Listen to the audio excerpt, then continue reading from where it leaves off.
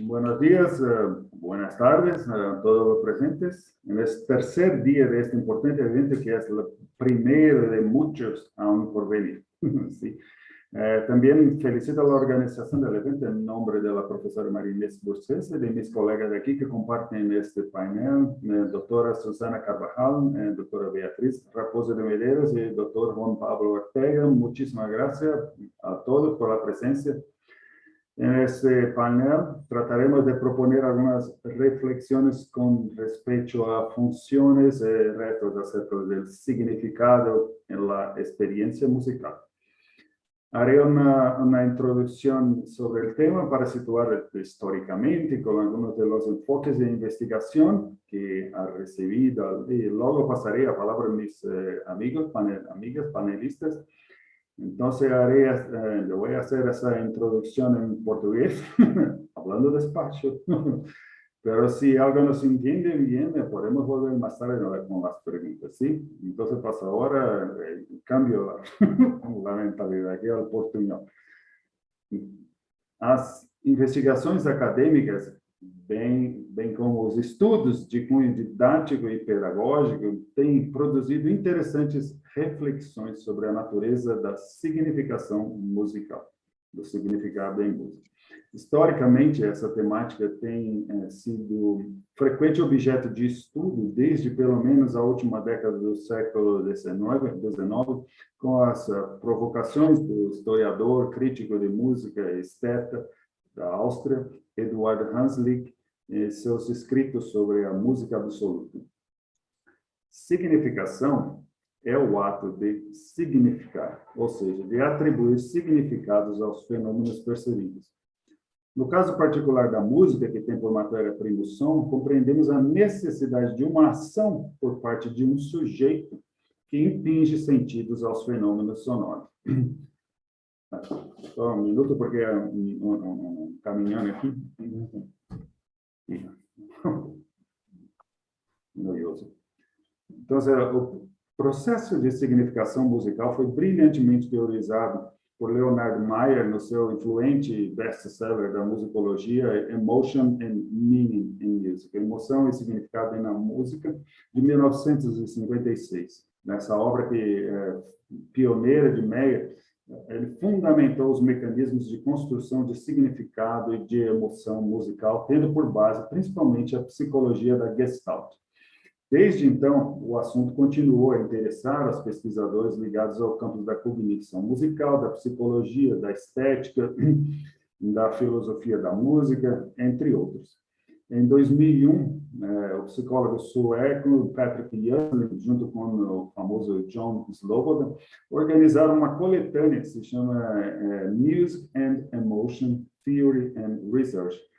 Esse assunto da emoção, da expressão musical, foi abordado de modo multidisciplinar, e contemplando, assim, as perspectivas do compositor, do intérprete, do ouvinte, e também de cientistas ligados à psicologia da música. Ainda nesse mesmo ano, um teórico, Lawrence Kramer, publicava um livro que tinha o nome de Musical Meaning, Toward a Critical History. E nesse livro ele afirmava que o problema do significado permanecia na vanguarda do pensamento recente sobre música. Então, se a música tem significado, qual o tipo de significado que pode ter? E para quem? Então, essas questões, desde então, têm inspirado esses sentimentos e vários debates nesses campos de investigação. Por vezes, o conceito de significado não é explicitado como tal. Ele aparece no âmbito de algumas discussões sobre, como falamos, por exemplo, sobre a compreensão, sobre representação, mesmo sobre expressão, que tem aí o seu campo também na interpretação musical. E também, claro, na linguagem musical. Stephen Davis, por exemplo, o esteta, crítico de arte, no prefácio do seu livro, ele parece que está falando sobre compreensão musical. E aí ele comenta que, às vezes, nós podemos ficar perplexos frente a essas pessoas, quando nos damos conta de que as pessoas não possuem o menor entendimento musical. Mas, logo a seguir, ele levanta a pergunta: o que a música significa? E como ela significa? Então, podemos ver assim que A verdade, ele está tratando do significado musical. E ele mesmo atesta no seu prefácio lá que o objetivo do texto é tratar do significado em música. No plano da percepção da música, né, também ligado da interpretação, o filósofo Peter Keefe, no seu livro, recebeu o prêmio lá da Associação dos Críticos Estadunidenses, livro título The Chorded Shell, em 1980, ele já tinha por objetivo refletir sobre a construção de uma teoria para a expressão musical e propôs aquilo que ele denominou de modelo do contorno, para explicar justamente por que as pessoas sentem aquilo, o que sentem quando ouvem música. Tornou-se bem famosa essa imagem que ele traz do cão, do ferro, do São Bernardo, para fazer essa espécie de paralelo entre aquilo que podemos identificar como as características tristes, mas que, por sua vez, não estão realmente naquele objeto, são nós que percebemos, né? Já um pouco antes, a filósofa Suzanne Langer havia proposto algo com certa similaridade a essa teoria do contorno. Ela propôs a tese do isomorfismo estrutural, que pretendia, com essa ideia, fundamentar, então, a explicação da emoção em música. Então, isomorfismo, na visão da Suzanne Langer, isomorfismo estrutural referia-se às semelhanças formais entre as estruturas da música, como, por exemplo, o ritmo, melodia, e a forma de outros objetos cognitivos, que não seriam objetos musicais. Por exemplo, poderia ser uma história, um passo de dança, ou mesmo uma experiência emocional. Já precisamos lembrar também que antes disso, quando Leonard Meyer publica o livro Pioneiro, lá em 56, logo ele segue com suas investigações. Em 73, num livro que ele deu o título de Explain Music, explicando a música, ele acaba por realizar uma espécie de uma readequação terminológica, e ele substitui o termo que ele usava de expectativa musical, substitui por implicação musical.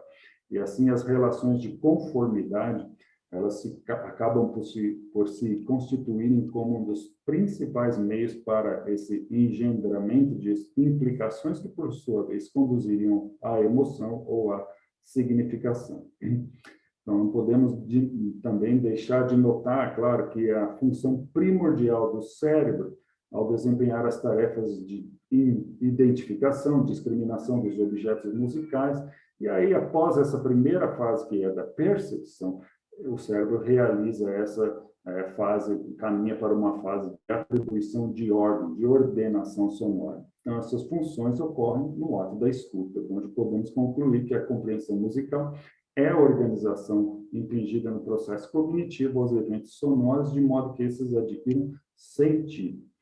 Um entendimento similar tinha a psicóloga, a famosa psicóloga Diane Deutsch, para explicar as abordagens de investigações dirigidas à explicação dos modos de organização de informação musical pelo sistema de percepção, nosso sistema humano, claro. Quando ouvimos música, ela dizia, quando ouvimos música, nós não simplesmente processamos cada elemento como eles chegam. Ao invés disso, nós formamos agrupamentos simultâneos e sequenciais de combinação de elementos. Então, escutar música, assim, consequentemente, envolve o processamento contínuo de decisões sobre quais elementos devem ser conectados ou agrupados.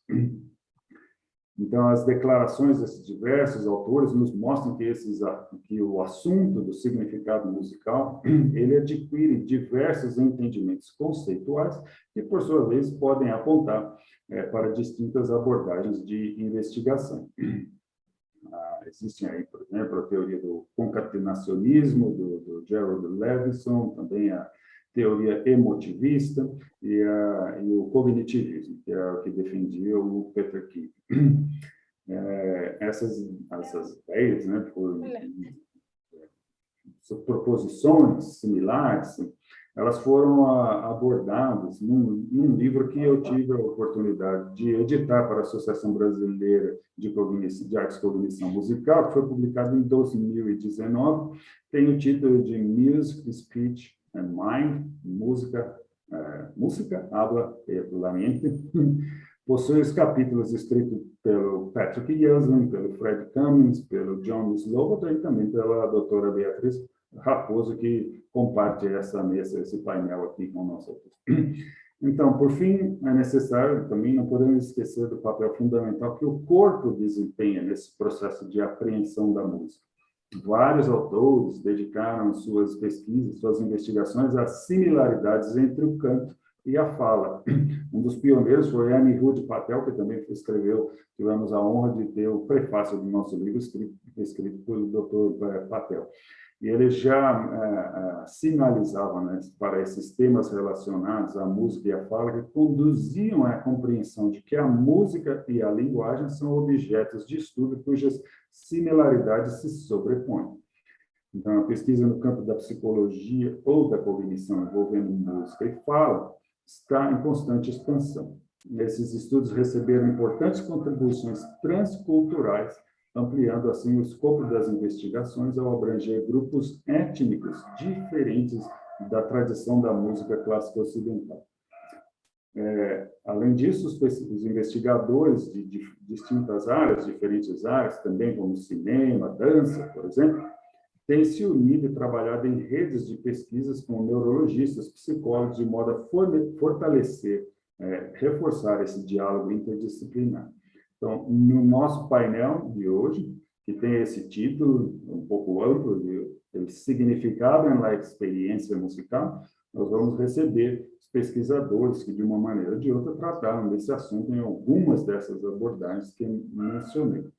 Então, eu espero que, assim, após as apresentações, após os debates aqui, nos mostre o quão longe nós estamos daquela famosa frase do compositor Igor Stravinsky, que lá no começo do século XX, dizia que a música, na sua essência, não tem o poder de expressar qualquer coisa que seja.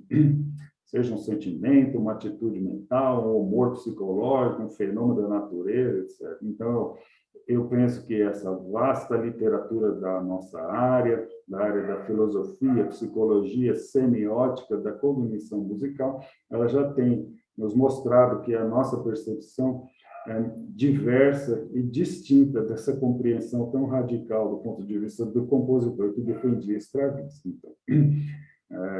Então, agradeço pela atenção até aqui, já vamos passar diretamente, vou convidar a nossa primeira fala, a primeira charla desta manhã, a doutora Irma Susana Carvajal Vaca.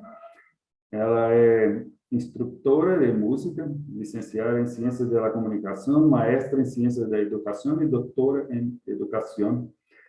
Ha ejercido la docencia en la Universidad de Guadalajara, la Universidad Dual Cooperative State University de Baden-Württemberg, en Alemania, y también el Tecnológico de Monterrey, también en Guadalajara, y la Universidad Autónoma del Estado de Hidalgo. Y desde 2016 es profesora investigadora de la Universidad Autónoma de Aguascalientes, en México, donde representa el cuerpo académico, educación y conocimiento de la música, cuyos integrantes organizan un seminario permanente, coloquio internacional de educación musical a nivel superior, y el programa de radio Ventana al Sonido. Recibió reconocimiento como investigadora nacional y es miembro del Consejo Nacional de Investigación Educativa. A professora Susana Carvajal, ela recente publicou livro do título Formação de Diretores Orquestrais, Acercamento Fenomenológico à la Proposta Pedagógica de Jorge Pérez Gomes. Então, ela vai nos introduzir aqui ao quarto capítulo do livro, que é dedicado ao estudo da relação entre semiótica do aprendizagem e a noção de sintonia mútua, do sociólogo e filósofo Alfred Schütz. Então, seja muito bem-vinda, professora Susana Carvajal. É um honor tê-la conosco nesse dia. Buenos días. Un saludo a todos por allá con mucho afecto. ¿Puedo compartir pantalla? Sí.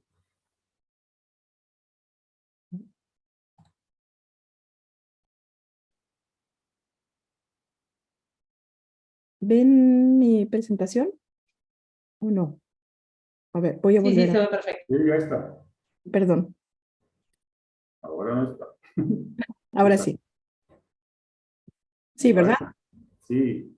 Bien, pues muchas gracias por compartir este espacio, permitirme compartir este espacio. Y bueno, este libro del que acaba de hacerme favor de anunciar el doctor, se titula El hombre detrás del maestro, el amigo detrás del hombre, Jorge Pérez Gómez en la formación de directores de orquesta.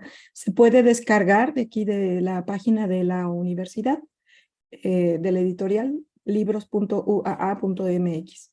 Es un libro que tiene 8 capítulos y bueno, voy a enfocar en este cuarto que habla de semiótica del aprendizaje y la relación de sintonía mutua. Les expongo un poco del contexto.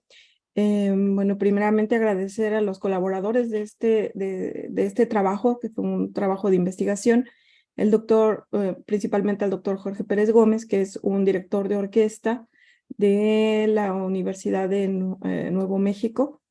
Y bueno, nos ha venido colaborando en distintas universidades en México, dando cursos de dirección orquestal y nos permitió acercarnos a hacer pues a documentar su trabajo como docente de la dirección orquestal. Em, Participaron pues los alumnos de nuestra licenciatura.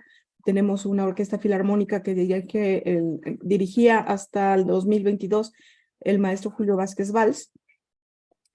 Fue un proyecto que se hizo en colaboración con la doctora Adriana Martínez Maldonado de la Universidad de Guanajuato, que dirige el proyecto Revueltas junto con el doctor Jorge Pérez Gómez.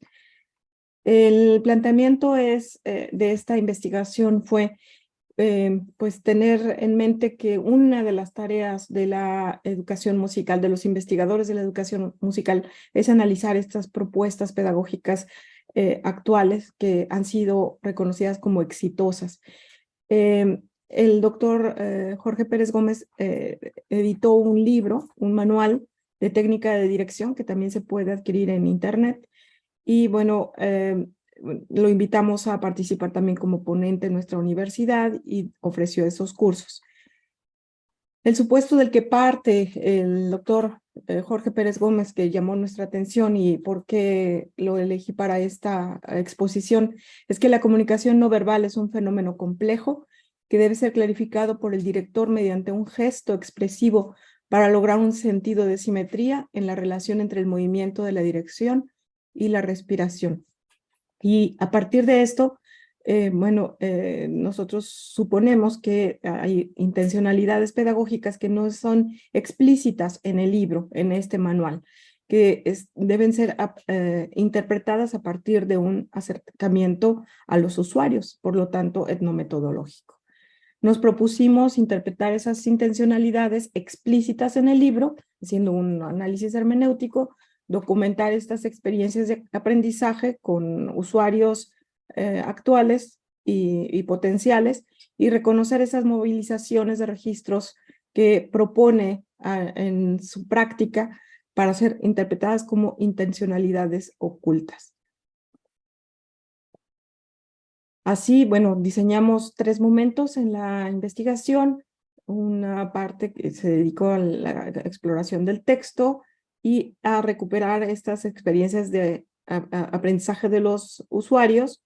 Estuvimos observando los cursos y la última que es el análisis de las movilizaciones sígnicas que corresponde a la semiótica.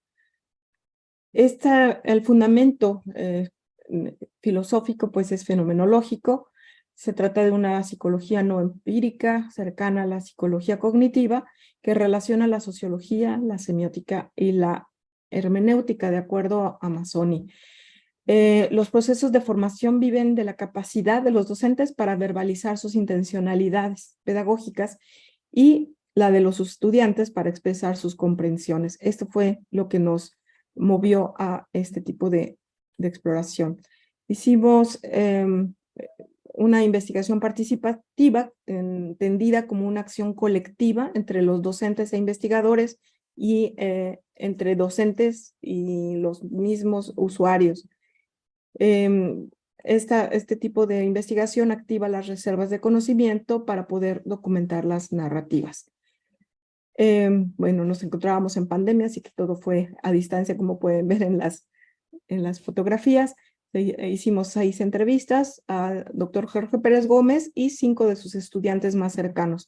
Después hicimos un grupo de enfoque en el que dialogó el doctor Pérez Gómez con 3 usuarios independientes, entre ellos el maestro Juan Pablo Correa, que está aquí presente, y de ahí la intención de exponerlo en este apartado. Bueno, la intencionalidad pedagógica tiene el propósito de activar registros semióticos diversos para lograr un significado común. Esa es la base. El éxito del director, dice Pérez Gómez, pues depende de su capacidad para lograr este gesto expresivo. La gestualidad, al ser socializada durante un ensayo, puede acompañarse de explicaciones y analogías, es decir, todas estas verbalizaciones que se hacen durante los ensayos. Sin embargo, en un acto performativo, solamente queda el gesto y debe ser capaz de comunicar esta intención. Y esto es lo que queríamos explorar. Este capítulo 4 se centró en la noción de sintonía mutua de Alfred Schütz, que fue pianista, no sé, es más conocido como sociólogo, pocos saben que era músico. Y bueno, él introdujo la fenomenología a las ciencias sociales. Para él, la comunicación diaria ocurre en la actitud nacional y presupone una relación de sintonía mutua que para él no pertenece al proceso comunicativo. Esto, bueno, pues es lo que dice el autor y bueno, podríamos ponerlo en duda o explorar más, pero estos son los supuestos la teoría del autor. Y se trata de una experiencia nosotros, ese es el concepto que utiliza Schütz, evidente al hacer música en conjunto que no se sustenta en un esquema conceptual semántico, es decir, no es lingüístico. Este libro escrito sobre música, bueno, fue publicado en 1951, pero ya en 1950 se anunció, bueno, le anunció a su amigo, su colega, Aaron Goodrich, que pues había terminado un ensayo, el Making Music Together, Studying Social Relationship. Y ahí aparece esta noción de sintonía mutua. Dice, él explica cómo a pesar de que tocar un instrumento, escuchar un disco o leer música son eventos del tiempo exterior que pueden ser medidos por un metrónomo o relojes, el flujo musical solamente ocurre en el tiempo interior como una forma derivada de un presente vivo compartido. La relación de sintonía mutua, pues es evidente en el performance musical orquestal. Este gesto es el instrumento decisivo para que ocurra una comunicación entre el director y los músicos, porque los movimientos del director son representaciones de su vida interior. Las representaciones logradas en el registro semiótico cinético son convertidas por los músicos en signos acústicos que se reconocen como un evento en sintonía con intención del director. Sin embargo, esta sintonía es producto de un complejo proceso semiótico y esto es lo que recuperamos de nuestros informantes. El director verbaliza su intención, se permite interrupciones para ejemplificar durante los ensayos, ¿no? Todo eso. Hay un ejemplo muy bonito documentado no lo puse por aquí. Sí, bueno, por Mazzola, pero bueno, está disponible en YouTube sobre este Requiem de Gabriel Fauré, donde se puede observar todo Mazzola lo documentó, dirigido por Celibidache, que bueno, si tienen oportunidad de verlo, es muy, muy bonito ver cómo se despliegan todos los significados detrás. Incluso, bueno, hay momentos bueno, en este caso se grabó cómo espontáneamente hacen una celebración Y todo esto queda oculto en el momento performático. Hay una gama de significaciones que están detrás del hacer música que se aspira a que quede representado en el gesto. Y bueno, este acercamiento etnometodológico derivado por la teoría de Harold Garfinkel, que se apoya en Schutz, durante estos periodos de ensayo ocurre un proceso cualitativamente analizable. Eso es lo que pudimos hacer. El proceso es resultado de coordinaciones y conversiones. Estas nociones son de Duval, también que explicó este proceso semiótico en las matemáticas. Bueno, estas coordinaciones y conversiones entre registros semióticos verbales y no verbales, similar al que ocurre durante un curso educativo. De ahí que la semiótica del aprendizaje desempeña un papel preponderante en el proceso de formación. Y bueno, en la entrevista con mi colega Juan Pablo, aquí presente, pues él expuso una comprensión desde la perspectiva semiótica persiana y despliega ejemplos, lo pueden ver ahí en la página 44 y 45 de este libro. Es una cita larga de 2 páginas, donde él explica todas estas movilizaciones. Y bueno, eso es lo que más adelante quisiéramos pues dialogar. Sus reflexiones confirman esta complejidad de la comunicación no verbal que debe atender el director de orquesta y la fertilidad de la perspectiva semiótica en la formación fenomenológica para comprender los procesos de conocimiento de la música.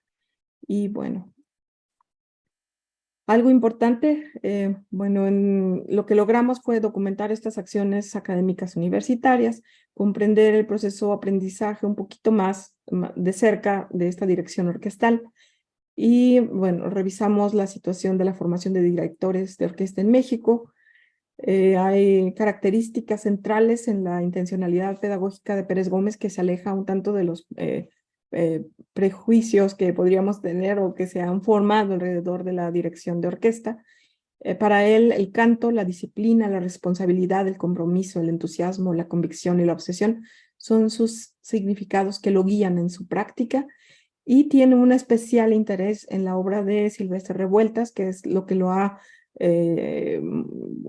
condujo en todo su tiempo que estuvo trabajando en la Universidad de Nuevo México en los Estados Unidos y ahora está regresando a México para pues compartir toda su experiencia. Y bueno, esta última cita creo que es algo que identifica a este director de orquesta. Muchas gracias. Si gustan les puedo compartir. Esas son las referencias que están en el libro y ahorita les comparto el vínculo en el chat. Eso sería. Muchas gracias, doctora Susana Carvajal. Me recuerdo que ella a poco mencionaba la importancia, en mi introducción, la importancia que el cuerpo haya adquirido en este proceso de construcción de significados en la música. Me hace recordar también la extensa investigación sobre las metáforas encarnadas que fue realizada por Lakoff y Johnson. Sí, es con certeza un tópico, un tema, una temática de investigación que es de muchísima importancia para esto. Pensarmos sobre el proceso de construcción de significados en música. Pero yo pienso, no sé si dejamos las preguntas al final. Entonces, seguimos con los panelistas y dejamos las preguntas al final de las 3 presentaciones. Entonces, de la orden, ahora vamos a invitar a un colega, doctor Juan Pablo Ortega.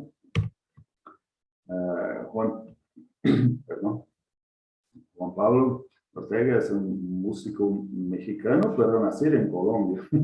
Es maestro en música por la Pontificia Universidad Javeriana de Bogotá. maestro en música contemporánea por la Universidad de York, tiene especialización en educación superior por el York College, es profesor e investigador del Departamento de Música de la Universidad Autónoma de Aguascalientes, en México, y realizó doctorado sobre la experiencia de escucha de música de sonido complejo en la Universidad de Guadalajara. Sus intereses son la percepción y cognición de la música y análisis para la ejecución de la educación musical universitaria.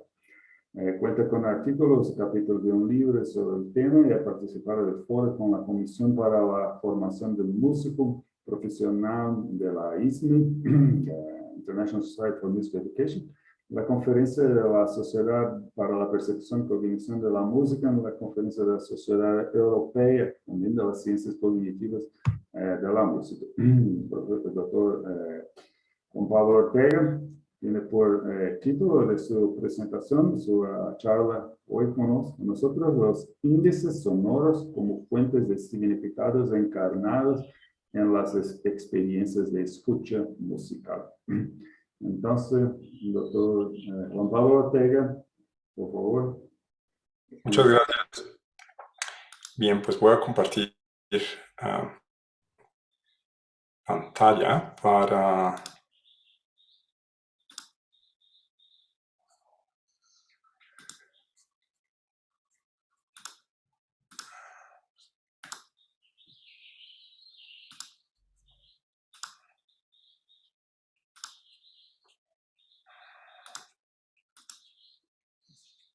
Perfecto. Creo que están viendo la presentación, ¿verdad? Sí, se ve perfecto. Muy bien. Gracias. Pues bien, este tema lo he titulado Índices sonoros, fuentes de significado encarnado en las experiencias de escucha, porque voy a presentar un tema que surgió de la investigación doctoral que mencionó Atenor, que estoy a punto de concluir. Y en uno de los hallazgos de mayor potencial, digamos, de contribución al campo de la cognición musical fue una categoría que denominé asociación indéxica. La hipótesis surgió de los hallazgos y consiste en que poseemos un rasgo biológico que nos lleva a asociar sonidos a las fuentes de esos sonidos, también a las acciones de producción y a los espacios donde se producen esos sonidos. Y yo defino esta asociación indéxica como un mecanismo mental de primer nivel que nos permite construir los significados musicales afectivo-cognitivos, es decir, se integra lo afectivo y lo cognitivo en esos significados.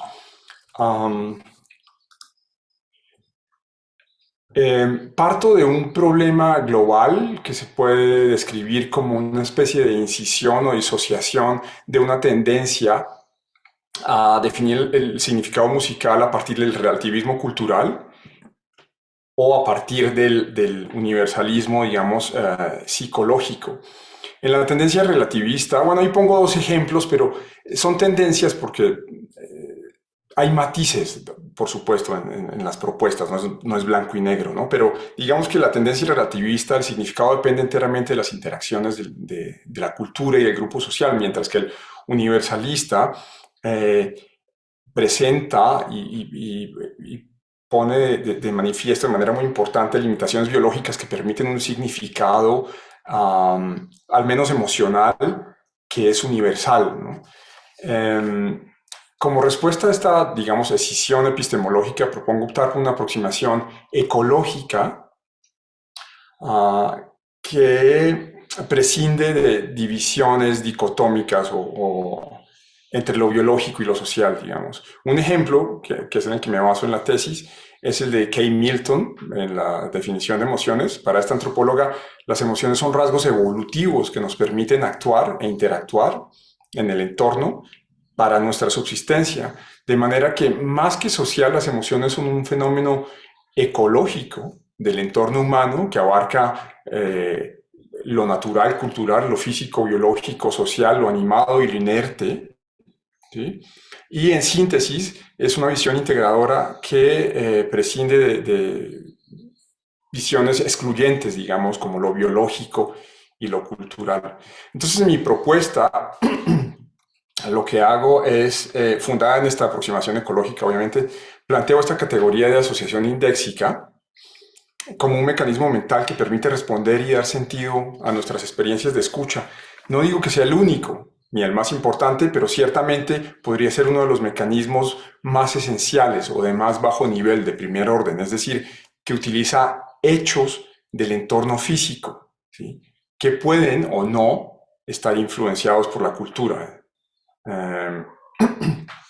Entonces parto del concepto de índice de Charles Sanders Peirce como un tipo de signo o más estrictamente un representamen, un tipo de representamen que es afectado físicamente por el objeto que representa.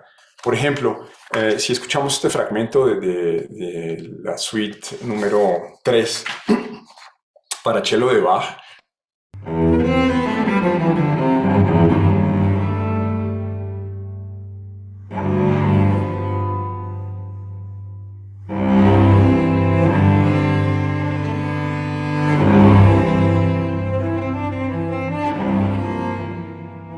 en estos sonidos, espero que hayan escuchado, que estoy compartiendo sonido, esos sonidos nos refieren a una fuente de cierto tamaño, de ciertos materiales, que está siendo excitada por ciertas acciones, de cierta energía, de cierta velocidad. Y si la comparamos con esta...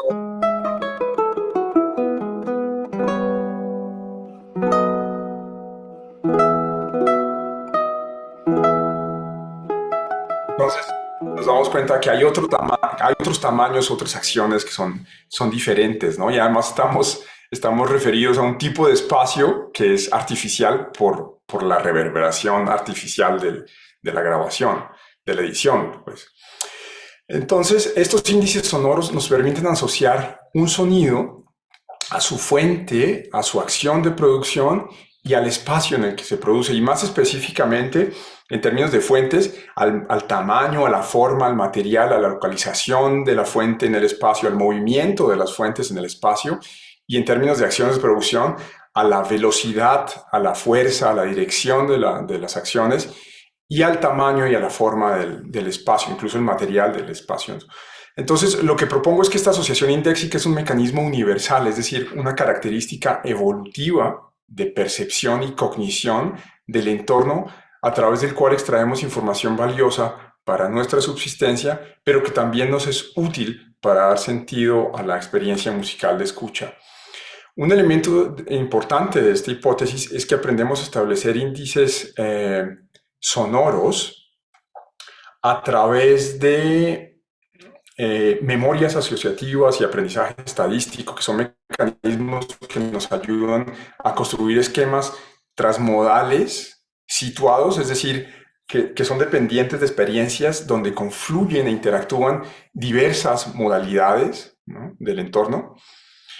Y la función de estos aprendizajes o esquemas es permitirnos realizar predicciones y adaptar nuestra conducta frente a situaciones futuras similares.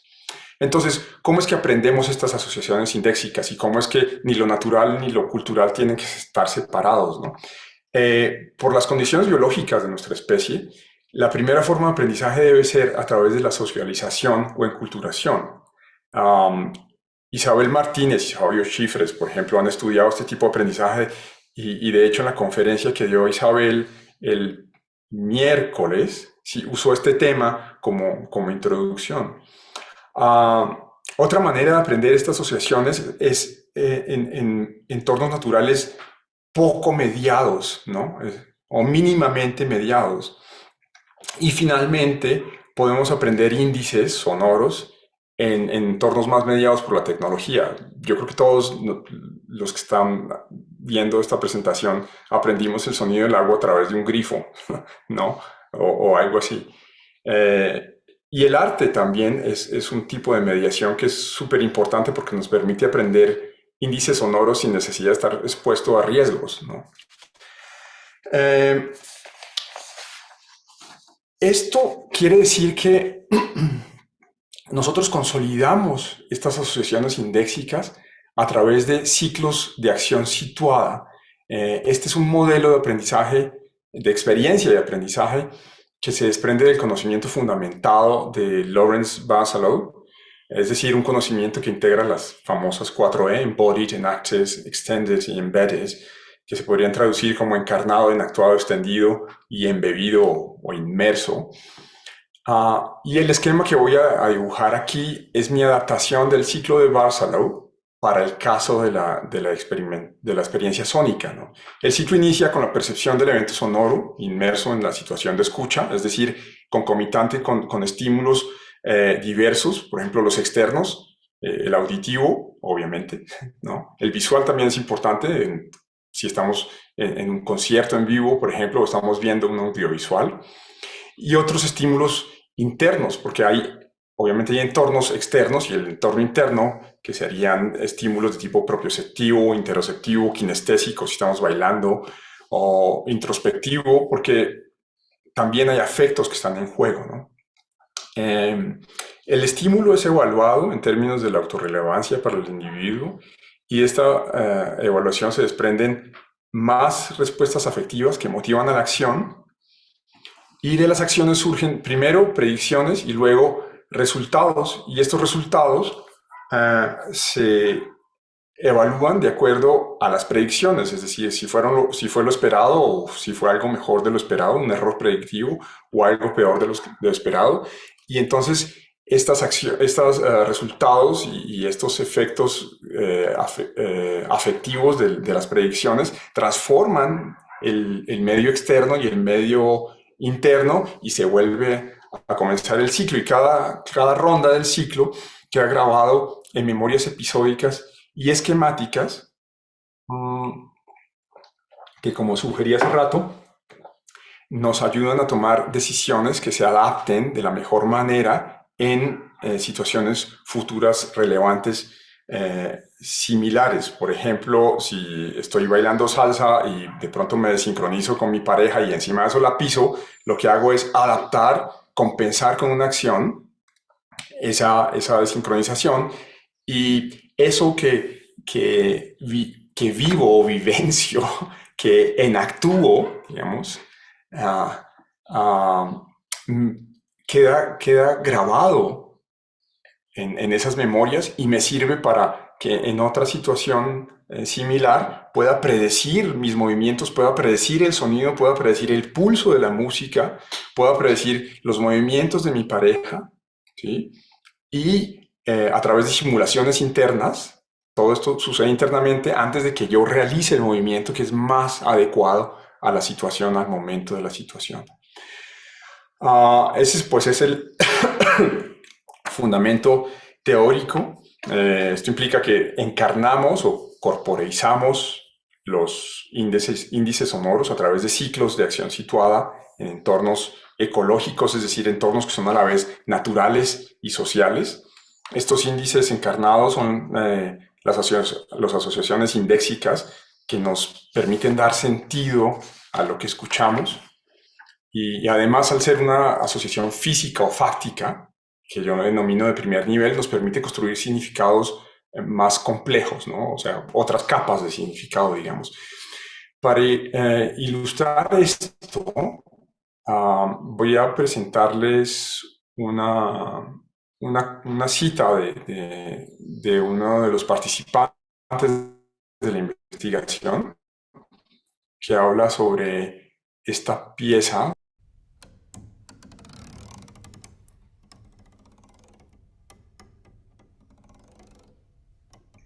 Este es el inicio de la pieza, se llama Güero, es una pieza para piano solo, y el participante 10 de la... Ups, perdón, bueno, ahí se va a quedar sonando.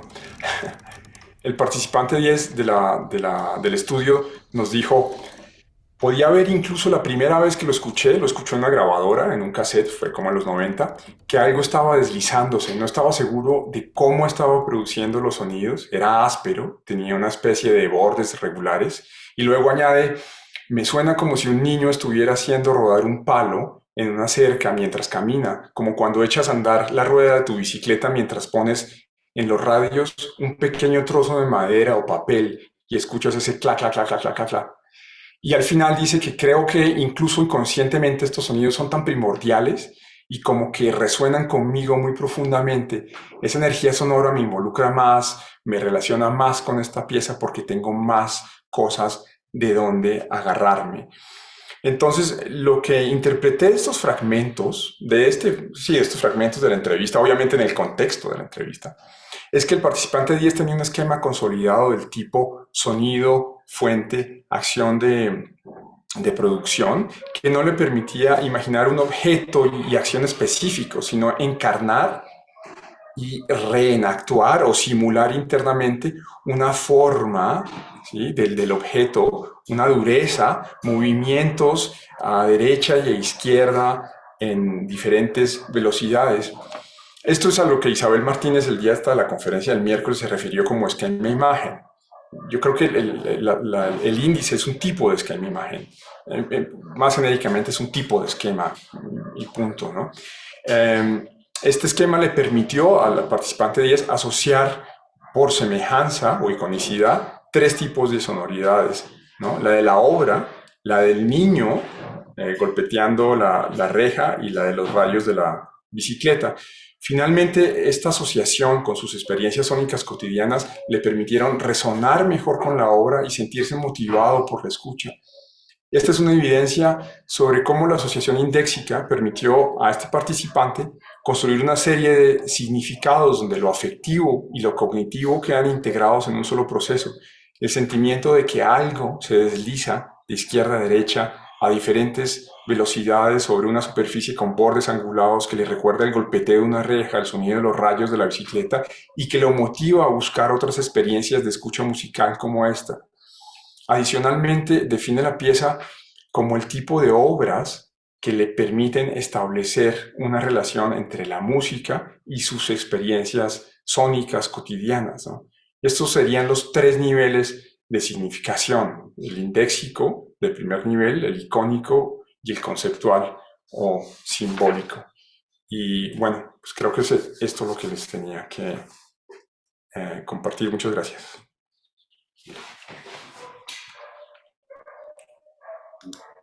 Muchas gracias por la presentación, Juan Pablo Ortega. Y también, desde mi punto de vista, sí, similitudes entre la forma, el carácter de algunas estructuras y las tramas, que es los elementos dinámicos de la música y el comportamiento fisiológico humano. Me parece que incluso que esta proposición puede hacer una convergencia entre las tesis de isomorfismo, cognitivismo y así, conducir a la significación musical. Pero este aporte de la semiótica también me pareció muchísimo interesante. Yo me recuerdo que es muy común esa asociación indexando y me remitió inmediatamente a la famosa composición de Georg Liger, la atmósfera, que es el famoso glissando. Entonces es muy común que las personas se asocien inmediatamente a eso. Oh, la música está a subir, ahí no para un plano más alto. Entonces esta asociación entre la altura física, el cambio de tono de bajo a alto, favorece ciertamente esa asociación de indexado, construye esa expectativa de los padrones. Sí. Vamos a hablar de eso en la próxima sesión de la pregunta. Sí, me interesa muchísimo. Gracias. Entonces, seguimos ahora con la tercera charla de este panel, con la doctora Beatriz Raposo de Medeiros, que es un minuto. Disculpa, investigadora y profesora asociada de la Universidad de São Paulo, aquí en Brasil. Ela é especialista em fonética. Em sua tese de livre docência, retoma as investigações desenvolvidas durante 20 anos na universidade, aqui da Universidade de São Paulo, e sua tese de livre docência tem o título de El canto habla más, de la acústica a la cognición. Participar de congressos dentro e fora do Brasil, seja na área da linguística, na área da cognição musical, tiene divulgado los resultados científicos sobre canto y habla y su relación con cognición a partir de un punto de vista dinamicista. Recientemente, la doctora Beatriz Medero fue agraciada con una beca de la Fundación de Soporte a la Pesquisa e Investigación del Estado de São Paulo para desenvolver estudios sobre el control dinámico de la laringe na fala e no canto, na Universidade de Southern California, USC, parece. Então, você vai apresentar en este panel la charla que tiene el título de Gesto do canto o laringe musical. Gesto del canto o la laringe musical. Hay un estatuto teórico. Entonces, la investigadora cuestiona la posibilidad de entender la laringe como parte de nuestra fisiología que engendraría una capacidad musical. En esta presentación, por que pienso, la profesora Beatriz Raposo ella considera la idea de gesto musical como un primitivo musical en una teoría explicativa del lenguaje o la cognición. Un primitivo es una unidad central, la mayoría de las veces un estatuto simbólico, a partir del cual se puede hablar de una estructura compleja de significado. Entonces, a partir de sus estudios sobre habla y el canto, y de ensayos en los que busca comprender el papel de la laringe, tanto para la realización física del canto como para la comprensión de su gesto más abstracto. Entonces, con ese enfoque dinamicista en la cognición musical. Intenté hacer un resumen aquí, Beatriz. Me perdona si olvidé algo. Entonces, por favor, doctora Beatriz Raposo de Medeiros. Muito obrigada. E saúdo de novo todos vocês, todos que estão nos seguindo e nos assistindo. Então, eu vou tentar simplificar, porque esse é um pensamento que talvez eu esteja importando muito da linguística, que é uma ciência. Quer dizer, eu não quero estar importando apenas, né? Quero estar em conversação e em diálogo com a cognição musical. Mas a questão do gesto na linguística, principalmente da fonética e da fonologia, do ponto de vista da produção de fala, ele não é algo explicado só pela questão física, né? Não é o gesto, não é um sentido amplo, é um sentido, a gente poder chamar de gesto algo que é uma unidade simbólica. Né? E aí, então, eu vou continuando. Deixa eu ver, não estou conseguindo passar agora.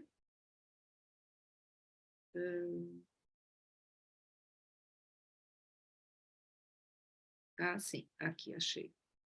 Então, a minha pergunta há uma evidência de que a laringe, então, portanto, um órgão do nosso corpo, tem uma propriedade da qual emerge, ainda que em parte, nossa capacidade musical? Então, eu venho discutindo e propondo isso já há alguns anos. E a outra pergunta que eu faço, que aí está ligada com a questão do sentido dessa mesa, né, é a nossa capacidade, se a nossa capacidade musical é simbólica ou abstrata, né, ou se ela é mais física, faltou isso na pergunta. Então, essa ideia de que nós temos algo na mente, algo que se realiza fora dessa mente, que é o corpo, é uma visão dualista, né, da ciência em geral, a qual eu tenho questionado bastante nos meus estudos linguísticos e de cognição musical. Então, só para dar uma ideia para vocês de onde eu parto, né, de qual o meu lugar de pensamento, dos fenômenos que acontecem entre fala e canto, entre música e linguagem. E linguagem aí vista como língua natural, né? Aquela da gramática de língua do ser humano, né? Então, o gesto fonológico, assim chamada unidade de análise de uma teoria fonológica, né, ele é considerado ao mesmo tempo físico e simbólico. E a gente pode, uma das maneiras da gente não representar, mas da gente ilustrar, né, que uma unidade fônica, né, tem uma realidade, por exemplo, com uma imagem de ressonância magnética, e aqui eu tenho exatamente o momento em que o indivíduo está articulando a consoante N, como em nada, né, como em, enfim, nada, eu acho que é uma palavra, ou nothing, né, uma palavra que nós compartilhamos aqui nas 2 línguas, ou 3 línguas, se a gente falar do inglês. Então, a consoante N, né, ela vai ter essa conformação articulatória, que ao mesmo tempo que é uma conformação articulatória, ou seja, uma conformação do corpo, é também algo que a caracteriza articulatoriamente. Então, ela é considerada uma consoante nasal, porque o ar passa pela cavidade nasal, vindo do pulmão, passa aqui abaixa-se o véu palatino, o ar passa pelo nariz, o fechamento da cavidade oral se dá aqui na ponta da língua contra os alvéolos, e eu tenho, então, a produção do som N. Esse tipo de produção, se a gente pensar em algo estático, nos dá o fonema, mas eu não vou falar de fonemas aqui, eu vou falar de gesto articulatório. Então, as teorias dinamicistas dentro da linguística, uma delas, então, é a teoria fonológica, a teoria da fonologia articulatória, ela vai prever que eu posso, sim, considerar o gesto fonológico como algo físico e, ao mesmo tempo, abstrato. Como é que eu posso abstrair um pouco mais isso? Eu vou para o que eles chamam de a pauta gestual, ou gestural score, que nos liga muito à música no sentido da representação, porque aí eu deixo uma fonologia mais estática, que vai falar de um fonema, né, de um gesto mais abstrato e difícil, muitas vezes, do estudioso de linguística entender, mesmo de linguística. E eu parto para representar este som, essa consoante que a gente viu, cuja articulação a gente viu na imagem de ressonância, eu posso representar, por exemplo, com uma pauta gestual, em que eu vou ter, claro que eu vou ter uma redução dos fenômenos aí, né? E eu vou ter, então, uma pauta mesmo, né? Uma partitura, digamos assim, daquele gesto físico, que é como está o véu palatino, como está a ponta da língua, como está o corpo da língua, desculpa, como está o corpo, o corpo da língua, os lábios e a glote. Essas 5 variáveis, né, da articulação são suficientes para eu caracterizar, né, uma vez que eu caracterizo ao longo do tempo com esses retângulos, né, como é que está funcionando a minha articulação na hora de fazer a consoante N. Então, entendendo melhor essa partitura aqui, né, eu vou ter o que eles chamam de abertura do véu palatino. Então, primeiro, vamos começar do começo. A gente acerta primeiro, né, o corpo da língua, como a gente quer que fique, né? Então, eu vou ter, aqui eles estão dizendo que eu vou ter um espaço maior na faringe. Eu tenho uma bilabialidade aqui, né? Na verdade, não seria bilabial aqui, seria para o N, então seria um pouquinho depois dos lábios, né? Nos alvéolos, o fechamento. E eu tenho a glote, aqui eles não estão dando nenhum status para a glote, e aqui eu tenho, aqui sim, eu tenho uma coisa importante, que é a ponta da língua, né? O que a gente chama de uma oclusiva alveolar. Eu tenho a ponta da língua ali agindo para segurar o ar, enfim, para fazer o N, tá? Ok, muito bem. Isso aqui é para a palavra ben, então o N vai começar lá no fim, né? Vamos passar, não vou ficar nos detalhes, né, mas isso para vocês terem uma ideia do que a linguística, por exemplo, faz com representações sonoras, incluindo aí uma representação com palma, né? Ok, Então, será que eu poderia, paralelamente, né, ao que a fonologia articulatória fez com o som da fala, eu poderia falar que existe um som do canto que eu posso, digamos assim, segmentar e propor que tem um articulador que é específico desse canto? Um articulador específico do canto, a gente já pode falar seguramente que é a laringe. Né? Claro que o canto com texto, a gente vai ter todo o processo de fala aí funcionando. Né? Mas eu já tenho visto isso, então, neste capítulo de 2019, né, cujo livro o Antenor já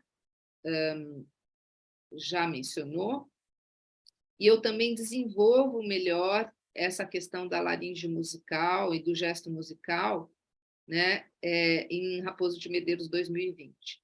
Né? Então, eu diria que o gesto do canto, ele nos informa, né, o F0, o tom laríngeo, né, que é aquele tom que é da fonte, né, do nosso aparelho fonador, que é o que possibilita que façamos notas musicais ao cantar, são os ajustes laríngeos, da vibração da laringe, né? E no trabalho de 2020, eu vou trabalhar mais mais profundamente essa ideia, né? E vou falar mais dessa unidade musical ou primitivo, que pode ser entendido pela capacidade que a gente tem de fazer sons contínuos e estáveis com a laringe. Então, aqui só para rapidamente ilustrar, né, o texto de 2019, então, sai nesse livro, Music, Speech and Mind, que é organizado pelo Antenor. E aqui eu tive a honra de escrever esse capítulo, né, que fala de canto e fala como fenômenos comparáveis, né, a partir também desse pensamento de que a laringe seria um articulador único e privilegiado, tanto na fala como no canto, mas aqui eu foco na questão do canto, né, na capacidade canora da laringe. Ups, desculpa. E aí também, em 2021, não é tanto uma proposta teórica, aliás, não é uma proposta teórica, mas é um achado com colegas, Cabral, Meirelles e Bassetti, é um achado com colegas de que realmente, do ponto de vista acústico, né, de produção acústica, nós temos mais estabilidade do F0, ou seja, do pitch, né, no canto do que na fala, embora isso possa parecer uma coisa dada, muito óbvia, né, mas é difícil da gente comprovar com dados acústicos. Aí eu fiquei bem feliz que eu consegui comprovar com dados acústicos isso, essa estabilidade da frequência fundamental para o canto, porque isso, para mim, isso eu queria discutir também mais, né, ao longo da minha pesquisa, mas essa estabilidade de F0, apesar de ser uma coisa que nos parece muito simples, mas é importantíssima, é fundamental para a gente entender essa laringe musical, né? Essa laringe que é capaz de manter uma nota musical, um som periódico, ou quase periódico. Né? Então, daí a pergunta, né? Seria possível pensar em gesto, assim como a gente pensou para um gesto fonológico lá no N, ou qualquer outra consoante, para uma nota musical produzida na laringe? Por isso que eu falo de primitiva, é uma coisa que eu vejo na teoria musical, não se fala muito, ou se fala, por favor, me passem as referências, mas isso é muito importante na linguística, né? Você falar de níveis de análise linguística e de que unidade se está falando. Se você não define a unidade, se é o fone, se é a palavra, se é a sentença, parece que fica tudo meio flow, meio confuso, digamos. Né? Então, o canto é basicamente uma produção vocal em que há movimento oscilatório das pregas vocais, tentando atingir um alvo que é a nota musical. Né? E eu sei que, por exemplo, eu nem coloquei uma imagem da laringe aqui, mas ela tem muitas variáveis para a gente tratar. né? Então, eu não vou entrar nesse detalhe da laringe, como é a laringe, né? E, peraí, precisamos ir para frente. E aí, então, os desafios, né? Eu já propus um status teórico para uma laringe musical e aprofundei nesse artigo de 2021. O desafio é comprovar, né? Como é que a gente comprova uma unidade, né, musical? Ela tem que ter altura, tem que ter uma estrutura temporal que a gente vai aliar a ritmo, né? E essas duas capacidades eu acho que a gente sabe que a gente tem, de controlar na laringe por quanto tempo eu quero uma nota e com qual altura, em termos de altura musical, né? Que a gente pode medir em hertz, por exemplo, né? Então, mas nessa minha nova pesquisa, que se inicia em julho, na Universidade de Southern California, eu vou me aprofundar mais sobre a estabilidade, o controle laríngeo, né? Para a estabilidade no canto e na fala, né? E muito bem, eu posso constatar que é isso, né? Que em outras línguas, com outros tipos de canto, eu vou sempre achar essa capacidade da laringe de se manter mais estável para o canto. Mas é preciso, aqui então, o terceiro ponto que eu não falei ainda sobre ele, é que é preciso para isso que a comunidade veja razão para esta ideia, né? Seja do gesto musical, seja da laringe musical, não importa o nome, mas essa ideia de que, a partir de uma capacidade corpórea, eu não digo nem incorporada, mas tem uma relação com as nossas capacidades de incorporar conhecimento, né? Mas a partir de uma capacidade corpórea, eu emerjo, eu tenho uma sinergia, né? Sinergia não é boa palavra, eu tenho um desenvolvimento, né? De uma emergência de uma capacidade, que aqui eu estou falando da capacidade musical. E, bem, aí é o seguinte, por que desta foto, que é a capa do meu CD? Porque, Antenor, quando eu fui convidada para essa mesa,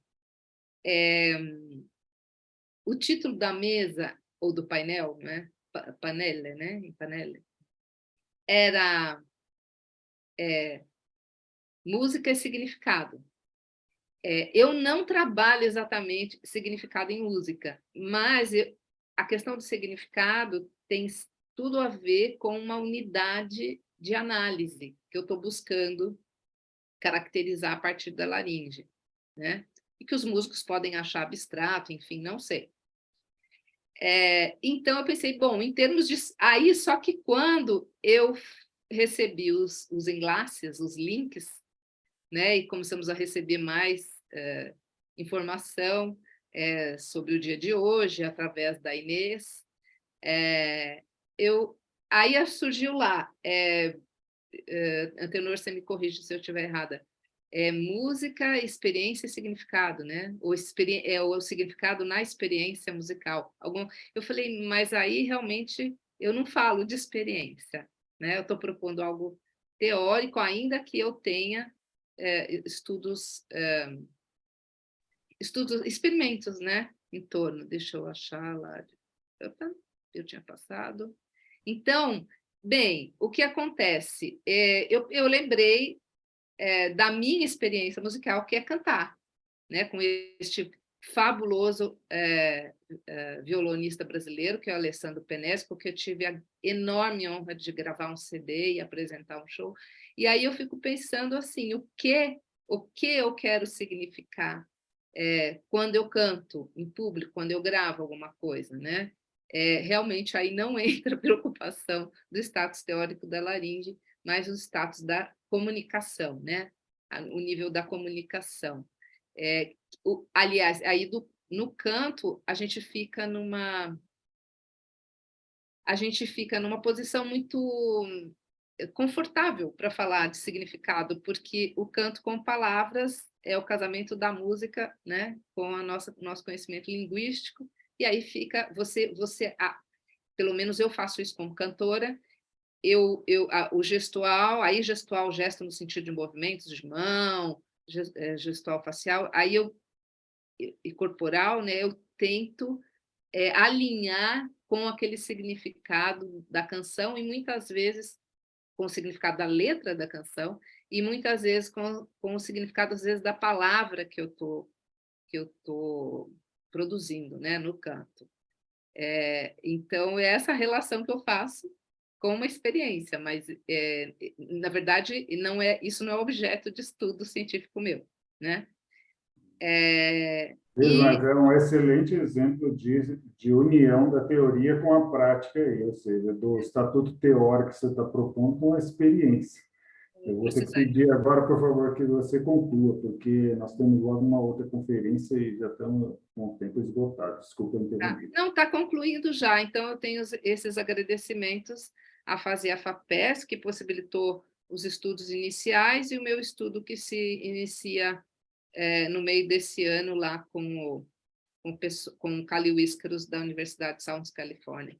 É isso, muito obrigada. Posso interromper o compartilhamento? Pode. Parar. Muito obrigado, Beatriz. Muitíssimo muito interessante, muitíssimo interessante. Tengo también para la profesora Susana, pero voy a preguntar primero para Juan Pablo, porque la asociación entre lo biológico y lo cultural, con ese aporte de la semiótica, me parece muchísimo interesante y también oportuna. Cuando tuviste esa idea, Juan Pablo, de unir a los tres, así, ¿cómo fue ese insight? Estando silencioso tu micrófono, tiene que... Perdón. Creo que eso tiene que ver un poco con las historias personales.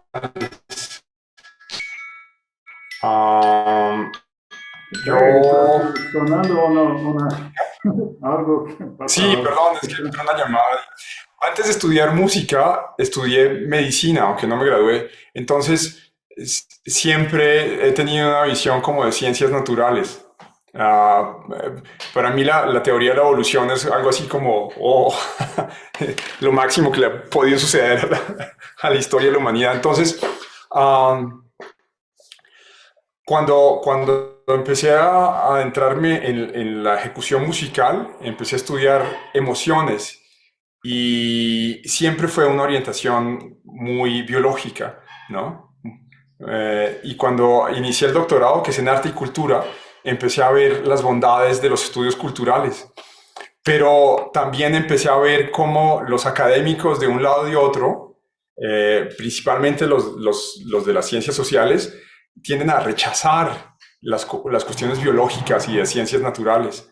Entonces, yo no entendía por qué, si puede haber o sea, la riqueza en la comunicación de las diferentes culturas académicas, digamos. Entonces, descubrí esta aproximación de esta académica, esta antropóloga, Kay Milton, que es muy acorde con lo que yo pienso, ¿no? O sea, realmente nosotros somos una especie como cualquier otra y gracias a la evolución nosotros pudimos desarrollar una cultura gracias al medio físico donde nos desarrollamos como especie, pudimos desarrollar todo lo que hemos desarrollado, ¿no? Incluso la escucha musical. Y a través de este doctorado en el que analizo las experiencias de escucha de una música que llamo de sonido complejo, que es una música contemporánea, así como el fragmento que ustedes escucharon, de más ruidos, no hay alturas, no hay ritmos, no hay métrica, ¿sí? Es más una especie de esculturas sonoras ahí. Entonces, obviamente en esta música se facilita mucho entender los índices a los que se refieren esos sonidos. Me refiero como a la energía, a la velocidad, al peso, a la forma, ¿sí? El tamaño de la fuente y ese tipo de cosas.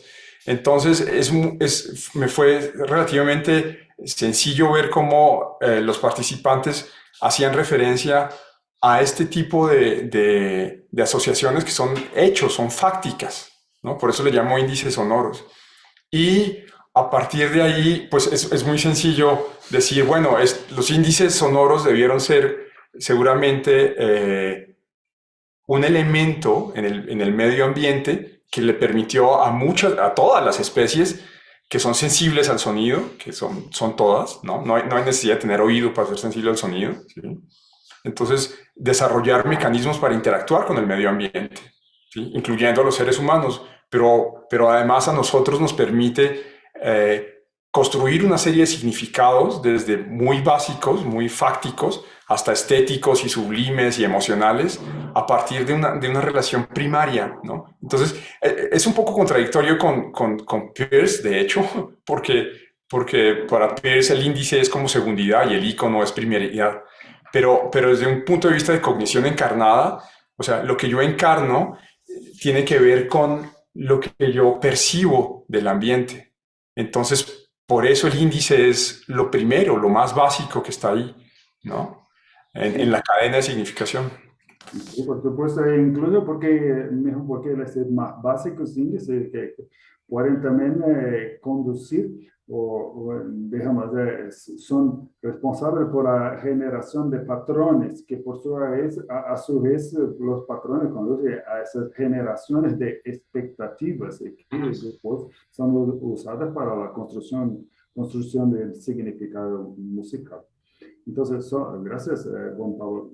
Me gustaría muchísimo que continuara hablando con las cuestiones, pero pienso que no habíamos tiempo. Y María, ¿esa hay un minuto para una pregunta para Susana? Sí, sí. Sí, está bien. Susana, usted explicaste muy bien la importancia del gesto para transmitir las intenciones del director a los músicos. Yo toqué en la orquesta, actué en la orquesta por más de 20 años, entonces conozco muy bien cómo son los directores de orquesta. Entonces, yo pienso que los buenos directores primeramente extraen ese sentido, un significado a través del análisis, no sé, construyen ese significado del texto musical. Entonces, para él, después transmiten para los músicos de la orquesta. Pero usted piensa, yo sé que estoy extrapolando, ampliando un poco la discusión, pero usted piensa que es posible también, a través del lenguaje no verbal, por medio de gestos, transmitir este significado para la audiencia, para los que escuchan, o solamente para los músicos. Sí, es algo, gracias por la pregunta. Una motivación para hacer este trabajo fue una pregunta que me hizo una persona no músico, que nosotros al estar en el ambiente musical damos por hecho muchas cosas. Y me dijo un día, es una persona pues con experiencia cultural muy amplia, pero me dijo, ¿y qué es realmente lo que hace un director de orquesta? Y se refería al momento de lo que ellos ven nada más, que es el evento, el momento performático. Y le parecía, bueno, yo creo que ven muchos movimientos, ven mucha actuación que no les significa tanto al espectador, porque es algo que se construyó a través de estos ensayos con la orquesta, y cada vez que llega un director a una orquesta, pues tiene que tener ese espacio para poderse expresar.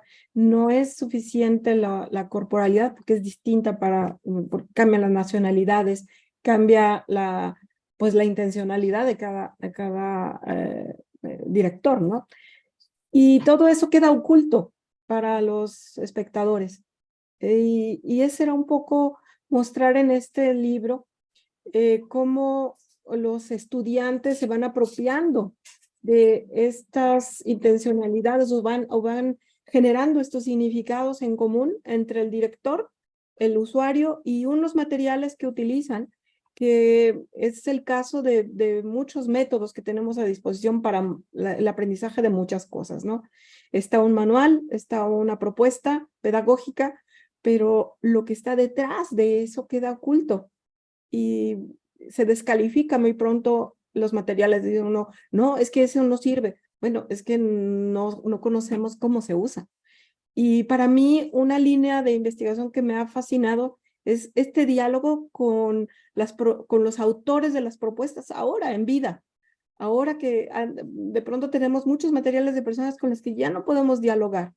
Ya no sabemos qué hay detrás de lo que escribieron, lo que propusieron en una obra. Eso es más o menos, pienso que sí se puede lograr una comunicación gestual, pero se construye con el tiempo y muchas veces no se tiene ese espacio. Gracias.